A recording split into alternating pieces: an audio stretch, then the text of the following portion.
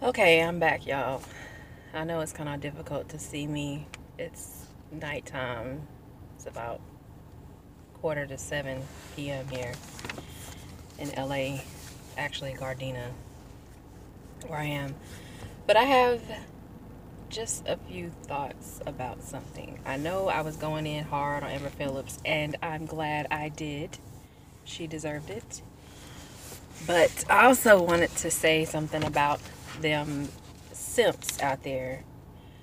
More to the source of how these simps are created. It's almost like a Frankenstein type situation where the mothers, and I'm not blaming the mothers, but you have a lot of single parent households where the mothers, are the matriarchs of their family.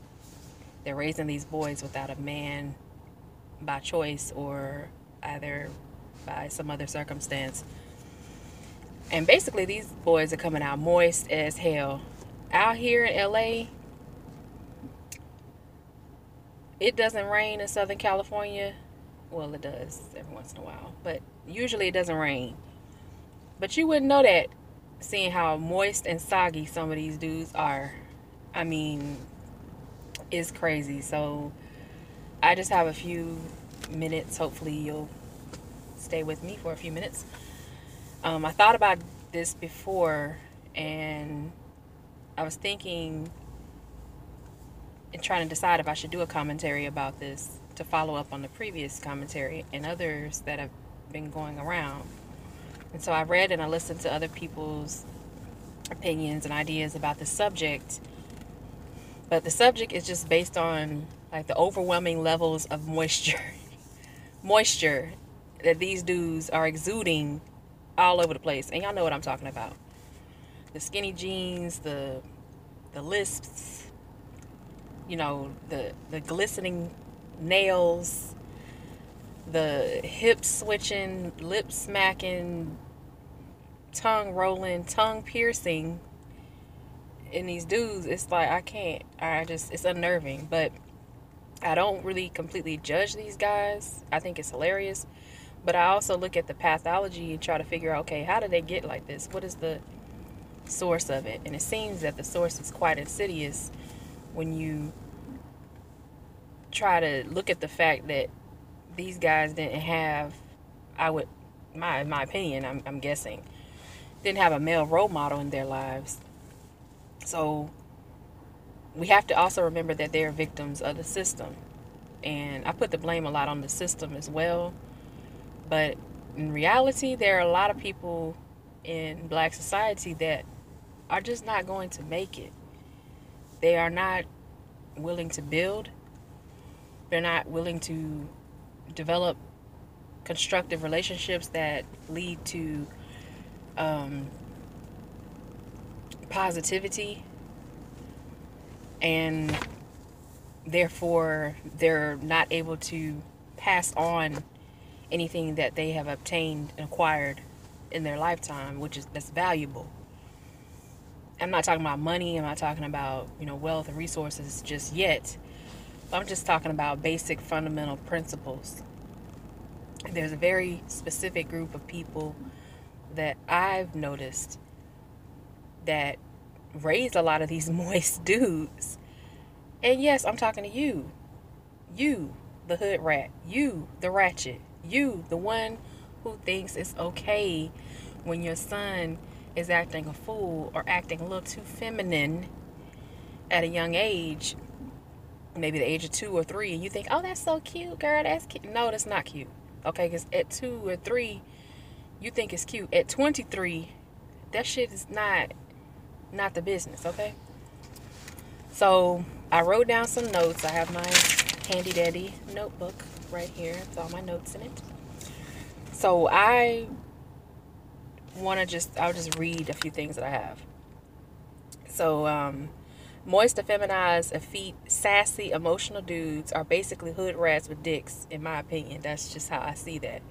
Seriously, they have a warped view of reality and are less likely to build with a woman or associate themselves with people who are already building. They are a sad case, but my purpose for this commentary isn't to bash them, but is to give a commentary on, as I said earlier, the hood rats, the women that raised them. And I know a lot of people may go in on them. I'm not going to say names because y'all know who I'm talking about. But it's a difference between going in on somebody and then giving them constructive criticism. That's what I hope to convey here in this commentary, is just constructive criticism to them. But yeah, the hood rat is a specimen of female. She usually gets away with a lot without much discussion, much disdain. People just kind of like let them do what they want to do. And they might, oh, look at her, oh, it's a hood rat, whatever. But they don't really go in on them and give a solution to the problem to prevent a gang of hood rats from rising up in the next generation. Most of these women, they loud, they're obnoxious, they're ignorant, sexually careless, just promiscuous, all over the place. They are very deceptive, very lazy. And I can say this because I know a lot of women like this firsthand. I've seen it firsthand. And when you call them out, they get violent, they get destructive, they get irritated, they become very aggressive. It's just not the type of person that you want to be around. And for a man that's of sound mind and body, who has something going for himself, he's not going to want to be around a woman who acts like that. So yeah, I guess it's more for young women. Just try not to be a hood rat, please. Just get with somebody, get with a man who can tell you, give you some game and let you know what not to be. Because a lot of the women out here, I guess, they're just not doing that anymore. Y'all let me know. I don't know. But these females are not able to raise a man properly, because the men that they raise are men that they wouldn't even date for real themselves. That's the sad part. And I can't remember who said that specifically, who made that type of statement. It was either Jason Black or Tariq Nasheed. I can't remember. But I want to give the proper credit to whoever it was. But yes, most women won't call them out, and they need to be called out in the form of criticism, because it's not cool. You don't see in other societies where they are applauding and happy to have ratchets, and there's ratchets in every race, trust me, but you don't really see that as much. It's as if we are sliding backwards in that regard. And I want to let everyone know, in case there's some hood rats that come on my channel or come on my video, put comments in the bottom. I don't hate these women. I don't have any issues with them. You know, on a personal level, I don't know y'all heifers out there like that. If that's what y'all doing, y'all being hood rats, I don't know y'all like that. But just understand that I just wanted to give commentary to provide possible ideas or things to look out for if you're dealing with these types of females. So one thing is, most of these women do not have their priorities straight, and it's based on a lack of maturity. They live like perpetual children, and the system expects black people to live like children because it views us like children. They're immature. Worse, they demonstrate bad behavior consistently. Their sons and daughters attempt to emulate this. Now, for a female emulating her mother acting hoodish, that's one thing, because a female can always, you know, crack that thing open and get it done, you know, for the right dude. Not to say that she gonna do that, but I'm saying a woman she can bargain with her body up to a certain age, right? Boys can't do that. What you gonna do? Bargain with your asshole? You can't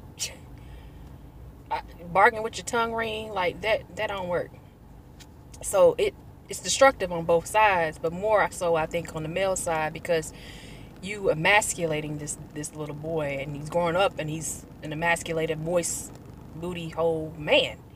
It's just not good all around. The second thing is promiscuity. These women don't have a lot of regard, value for themselves, value for their bodies, which leads back to number one: lack of priorities, lack of justification for why they do what they do. Irresponsibility. You know, they may have children with different men and think that's cool. They may have children at a young age and not want to do better for themselves and think that's cool. Y'all can say what y'all want to say, whatever. I see it. They don't have a regard for self-worth, and therefore no regard for community worth at all. The third and final thing is like they complain about everything. They complain that nobody wants them, but they wasted their younger years on niggas they weren't about nothing. Um, that of course, complaining about things leads back to immaturity, leads back to not having your priorities straight. Because if you had your priorities straight, you wouldn't be complaining about nothing. You have your money right, you have your mind right, you have your everything right. Everybody in your life would be doing what they supposed to be doing, and you'd be straight. And as a female, you would be willing to let a man lead you. That's something that I notice hood rats, they ain't no men around. It's just all women, and it's real weird. Like, it's just very strange. I grew up in a two-parent household, and mother and father married before they had me. And granted, my father had children prior to marrying my mother that we didn't find out until I was older, like middle school, high school. They were still married when they had me. So even in his situation, there was a lack of responsibility, clearly, with my father. The woman he had the children with before meeting my mother, there was a lack of responsibility on her part, because her mother had the lack of responsibility on her part. So it's not just, oh well, I'm just going off saying these things, blah blah blah. I'm going in on the hood rats, and the hood rats are the reason why these dudes are moist. I'm not saying that. I'm saying take ownership of what you have done and do better. If you're a woman, you need to learn how to be humble, modest. Let a man lead you. You know, even if you didn't have a man in your life, you're going to have to learn some new things, baby. Like, you need to get out there and put your best face forward, is your best foot forward, or whatever it is, and not be so argumentative, judgmental, aggressive, basically a man. Go out there and try to be loved by somebody. And before you can be loved by somebody, first love yourself. Then go out there and try to be loved by somebody. Try to let somebody love you. Okay? And then you love them back. And that's how you can build a very strong relationship. Learn how to trust people. Learn how to have accountability in yourself as a female. Women out here don't have a lot of accountability when it comes to stuff. If you a hood rat and you on Section 8 and you got 4 kids by 3 and a possible, you are failing in life, okay? You're failing. You a hood rat. You own Section 8. You don't want to admit you're a hood rat, but everybody know you are. Even your kids know. Even your kids' teachers know, okay? Even the trash man know, all right? You got 4 kids by 3 dudes and a possible, and you sit here, you got spade hands talking about, oh, well, I ain't doing that. Girl, stop, okay? You may have to accept, if you're at that level, you may have to accept that you might have to live your life alone, but you still need to instill some positivity, some tangible principles and tools into your daughter, into your son, so you don't mess their life up when they get out there in the world. You don't want to mess their life up. Like, so this commentary is kind of to men and women, more to women, because I kind of started off a little clickbaitish, saying, you know, with the simp dudes and all that. I know. The simp dudes, there's a source to everything. There's a pathology to everything. And I think one, not the main one, not the only one, clearly, but one of the major sources that is extremely insidious is the mothers who just happen to be hood rats a lot of the time. Or mothers who are maybe not hood rats, but don't have the propensity or don't have the potential to raise a man, who never had the ability to raise a man, because you're not a man. Newsflash. So yeah, I hope I'm not rambling. Maybe you all can take the comments and draw out some more things, and maybe give me some more ideas. I don't know. Maybe answer some of my questions that I have about this particular topic. If so, cool. I would like that a lot. And I'm getting sleepy. I'm kind of hungry. I just got off work. Uh, but yeah, I will talk to you all later and have a good evening. Bye.